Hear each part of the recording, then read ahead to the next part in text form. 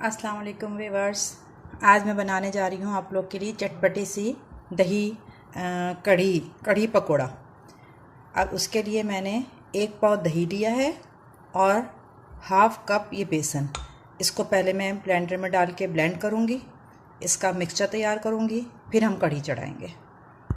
ये देखें, पहले मैंने दही को और बेसन को ब्लेंडर में डाल के मिक्स कर लिया। पानी बिल्कुल नहीं डालना, वरना तो पानी के साथ दही की ना गिठलियाँ सी फुदकी दही में आ जाएगा, फिर वो नहीं जाएगा। वो फिर कढ़ी पकेगी तो उसके ऊपर भी वाइट वाइट सा तैरता हुआ नज़र आएगा। पहले बगैर पानी डाले दही को और बेसन को ब्लेंड कर लेंगे। अब मैं इसमें पानी डाल के ब्लेंड करूँगी तो ये हमारा दही का मिक्सचर तैयार हो गया। फिर मसाला किस तरह बनाएंगे वो बताती हूँ।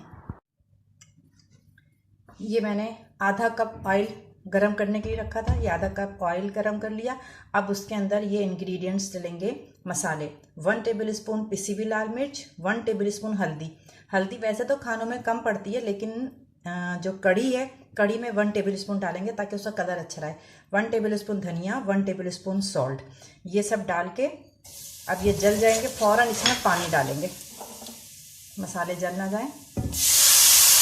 थोड़ा सा पानी शामिल करूँगी मैं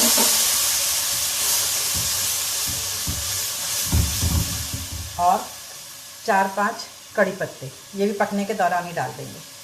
अगर आपकी दही खट्टी है तो आपको कुछ खट्टा डालने की ज़रूरत नहीं है, लेकिन अगर आपने दही को चख लें, अगर दही खट्टी नहीं है, नॉर्मल है, तो फिर आपको थोड़ा सा खट्टा डालना पड़ेगा।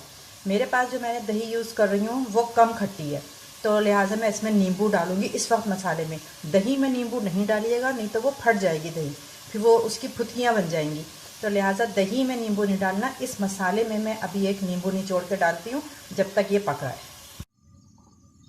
ये एक नींबू का रस निकाल के मैं वो डाल दूँगी इस मसाले में, इसलिए कि मेरी दही खट्टी नहीं है। मैं फिर यही कहूँगी, आप लोग से रिपीट करूँगी कि अगर दही आपकी खट्टी है, एक दिन पहले से मंगवाई हुई है, तो ज़रूरत नहीं है नींबू डालने की।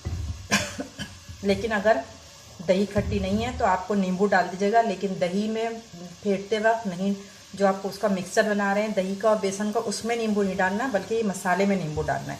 जब मसाला ये पकने लगा, तेल ऊपर आ गया, तो वो मैंने जो दही और बेसन का मिक्सचर पीसा था, 1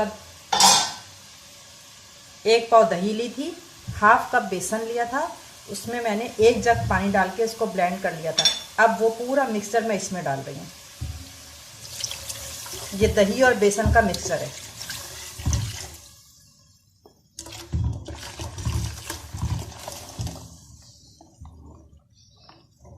अभी इसमें 1 जग पानी और डालूंगी, इसलिए कि इसको हल्की आंच पे बॉयल आ जाएगा, तो इसको हल्की आंच पर तकरीबन 1 घंटे पकना है। तो लिहाजा कढ़ी का मतलब ही यही है, कोई चीज़ देर तक पकाई जाए, कढ़ना किसे कहते हैं, दूध काढ़ लो, हल्की आंच पे जो चीज़ पकाई जाए देर तक के लिए, उसलिए इसका नाम कढ़ी पड़ा है। तो लिहाजा मैं इसमें अभी तो ये इसमें डाल दिया। अब इसमें 1 जग पानी और डालूंगी, फिर बॉयल आ जाएगा, तो फिर धीमी आंच करके इसको पकने के लिए रख देंगे। ये देखें, कढ़ी में उबाल आ चुका है, बॉईल होना शुरू हो गई है। अब मैं इसको, अभी मैंने चूल्हा आहिस्ता किया था तो ये वापस बैठ गई। अभी मैं आपको दिखाती हूँ किस तरह का बॉईल आने लगेगा। जब ये उबलने लगे दूध की तरह, तो इसका चूल्हा जो है, ये देखें, कढ़ी उबलना शुरू हो गई है, बॉईल आना शुरू हो गया है, नज़र आ रहा है आप लोग को। अब इस मौके पर मैं इस वक्त जाकर इस स्टेज पे चूल्हा जो है बहुत आहिस्ता कर दूंगी, सिर्फ पक्की, बस। और थोड़ी थोड़ी देर बाद आके इसको चला लेना है। अब ये 1 घंटे के लिए हम इसको पकने के लिए छोड़ देंगे, ताकि ये थिक हो और थोड़ी कम भी हो जाएगी। जिस लेवल पे ये है ना, यहाँ तक, इससे कम होकर नीचे हो जाएगी और ये गाढ़ी हो जाएगी। फिर हम इसके बाद आपको बताएंगे। तो लिहाजा मिलते हैं 1 घंटे के बाद। चलिए व्यूअर, अब हम बना रहे हैं कढ़ी के लिए पकोड़े। पकोड़े के लिए मैंने ये वाले जो चमचे होते हैं ना, डोंगे में से जिसमें सालन निकालते हैं, ये वाले चम्मच लिया है मैंने। 6 चम्मच लिए हैं बेसन। उसमें मैं डालूंगी 1 टेबल स्पून हल्दी, 1 टेबल स्पून कुटी हुई लाल मिर्च, 1 टेबल स्पून कुटी हुई लाल मिर्च, 1 टेबल स्पून सॉल्ट, और ये 3 अदद 3 अदद दरमियानी साइज़ की प्याज को मैंने इस तरह रफली चॉप कर लिया है, ये डाल देंगे। उसके बाद इसको मिला के और मैं पानी डाल के इसे बैटर तैयार करेंगे इसका।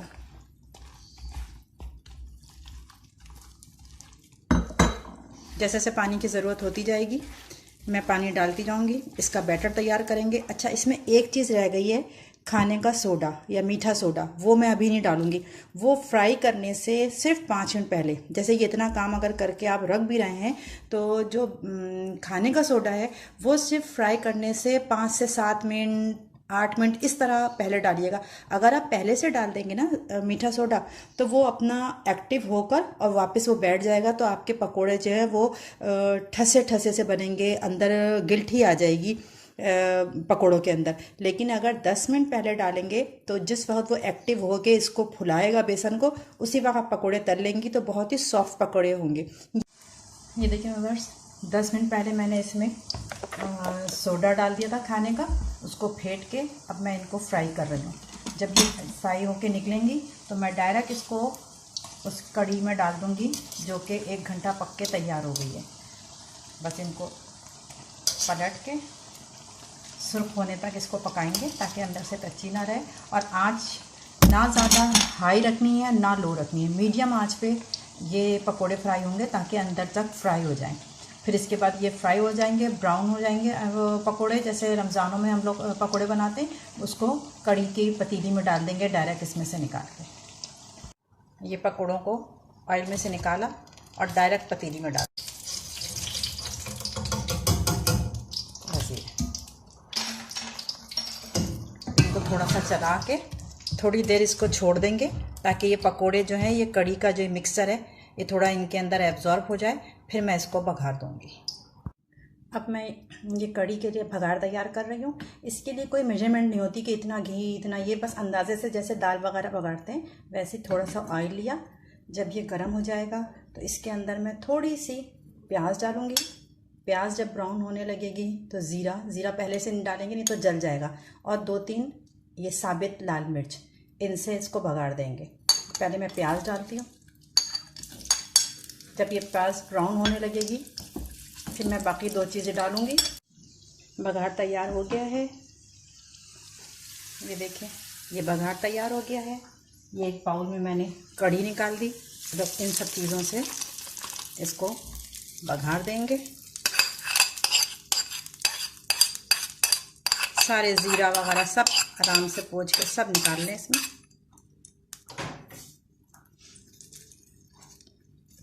ये हमारी कढ़ी तैयार है और बहुत सॉफ्ट, पकोड़े भी बहुत सॉफ्ट हैं और कढ़ी भी बहुत टेस्टी है, खट्टी खट्टी सी, इसलिए कि मैंने इसमें नींबू भी डाला था।